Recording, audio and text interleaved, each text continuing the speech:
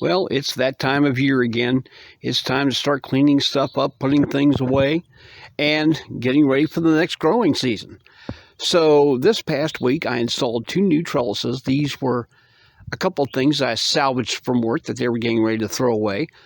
So I put them in the garden with a couple of T-posts, one on each side, and I planted snow peas up underneath of it, and I've got my first onions in the ground on both of these.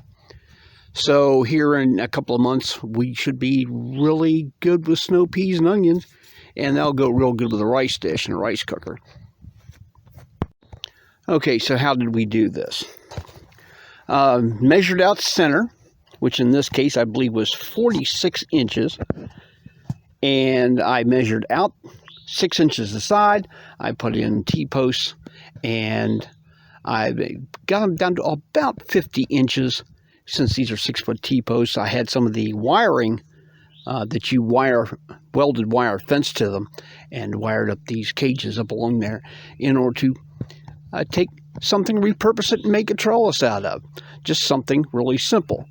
And as you can see over there under the high tunnel, I have a little better look at it over here.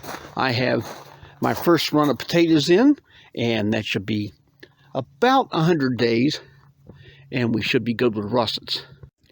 Here's another example. Same type, same thing.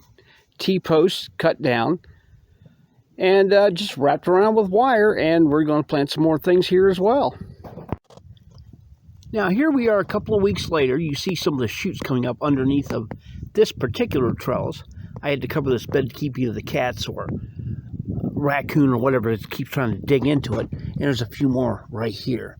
Now let's take a step over here across the way to the other trellis, and we see that we have onions over there coming up, and we have some really nice looking shoots of snow peas coming up under here, and before long they'll be grabbing this trellis and they'll be climbing their way up. Well, thanks for watching, everybody. Taking me